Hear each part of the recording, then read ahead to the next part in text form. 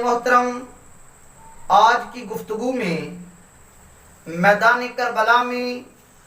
امام عالی مقام نواسہ رسول جگر گوشہ بطول سید الشہداء امام حسین رضی اللہ تعالی عنہ نے اپنے اہل و عیال، خاندان اور ساتھیوں کے ساتھ قربانی پیش کی، اور اس میں مرکزی کردار شہادت امام حسین میں یزید ملعون کا ہے۔ بعض لوگ آج امام عالی مقام امام حسین رضی اللہ تعالی عنہ کے عمل کو نعوذ باللہ خروج اور غلطی قرار دیتے ہیں، جبکہ ان کا یہ قول اور ان کی یہ بات کرنا اہل بیت کے ساتھ بغض اور اسلامی تعلیمات سے ناواقف ہونے کی دلیل ہے۔ اس کے برخلاف یزید کی تعریف کرتے ہیں کہ اس کا تو اس معاملے میں کوئی حصہ نہیں ہے، یزید کو تو پتہ ہی نہیں تھا، یزید بری الذمہ ہے، اور اس کی ذاتی سیرت کے بارے میں اس کو بڑا متقی پرہیزگار اور نعوذ باللہ ثم نعوذ باللہ نواسہ رسول کو غلطی پر کہنا، یہ ان لوگوں کا وتیرہ ہے۔ آئیے سب سے پہلے کہ یزید کو اس واقعہ سے بری الذمہ قرار دینا یہ قرآن و سنت کی تعلیمات سے ناواقفی کی دلیل ہے۔ فرعون کے بارے میں جو دنیا میں بادشاہ بنا، اس نے آرڈر جاری کیا کہ بچوں کو ذبح کیا جائے، اور بچی پیدا ہونے والی پیدا ہو تو اس کو زندہ چھوڑا جائے۔ قرآن فرماتا ہے یذبح ابناءہم ویستحیی نساءہم، وہ فرعون ان کے بچوں کو ذبح کرتا تھا اور بچیوں کو زندہ چھوڑتا تھا۔ آئیے فرعون کی بادشاہی میں اس کے حکم کے ساتھ بچوں کو ذبح کیا گیا، تو اللہ تبارک و تعالی نے فرعون کو مجرم اور ذبح کا ذمہ دار ٹھہرایا ہے۔ پتہ چلا بادشاہ وقت جس کی بادشاہی میں اور اس کے حکم پر قتل و غارت اور فساد پھیلایا جائے، جس طرح اس کے کارندے مجرم ہوتے ہیں، اسی طرح وہ بادشاہ بھی مجرم ٹھہرتا ہے۔ حدیث مبارکہ حضرت جندب رضی اللہ تعالی عنہ نسائی شریف کے حدیث پاک ہے، فرمایا قیامت کے دن مقتول اپنے قاتل کو پکڑ کر اللہ کی بارگاہ میں آئے گا، عرض کرے گا سل فیما قتلنی ھذا، اے اللہ اس بندے سے تو پوچھ اس نے مجھے دنیا میں کیوں قتل کیا؟ تو وہ بندہ عرض کرے گا کہ مولا میں نے اس کو قتلتہ علی ملک فلان، میں نے اس کو فلاں بندے کی بادشاہی میں قتل کیا ہے۔ تو جس طرح قتل کرنے والا مجرم ہے، اسی طرح اس وقت کا بادشاہ بھی مجرم ہے۔ اسی طرح عبید اللہ ابن زیاد، عمر بن سعد، خولی اور دیگر جو قاتلین حسین ہیں، اہل بیت اطہار کو شہید کرنے والے ہیں، وہ مجرم ہیں۔ اسی طرح اس وقت کا بادشاہ یزید جس کے حکم پر سب کچھ ہوا، وہ بھی اسی طرح مجرم ہے جس طرح آگے اس کے کرندے مجرم ہیں۔ آئیے یزید نے مسند اقتدار پر بیٹھتے ہی البدایہ والنہایہ تاریخ طبری میں موجود ہے کہ پہلا خط گورنر مدینہ ولید بن عتبہ کے نام لکھا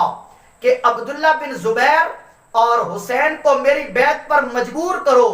اگر وہ میری بیعت قبول کریں تو فابہا، ورنہ ان پر سختی کی جائے، نہ مانے تو ان کو قتل کر دیا جائے۔ اب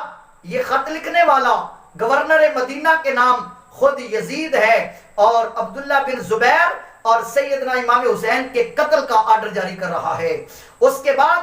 حضرت امام حسین رضی اللہ تعالی عنہ نے حالات کو دیکھتے ہوئے امام مسلم بن عقیل کو اپنا نمائندہ بنا کر کوفے بھیجا۔ کوفیوں نے آپ کے ہاتھ پر بیعت کی، تو عبداللہ بن مسلم حضرمی جو یزید کا حمیتی تھا، اس نے نعمان بن بشیر سے امام مسلم کے خلاف کاروائی کرنے کی کہا کہ کاروائی کرو، آپ نے انکار کیا، تو اس نے یزید کو خط لکھا کہ نعمان بن بشیر امام مسلم بن عقیل حسین کے نمائندے بن کر آئے ہیں، ان پر سختی نہیں کر رہا،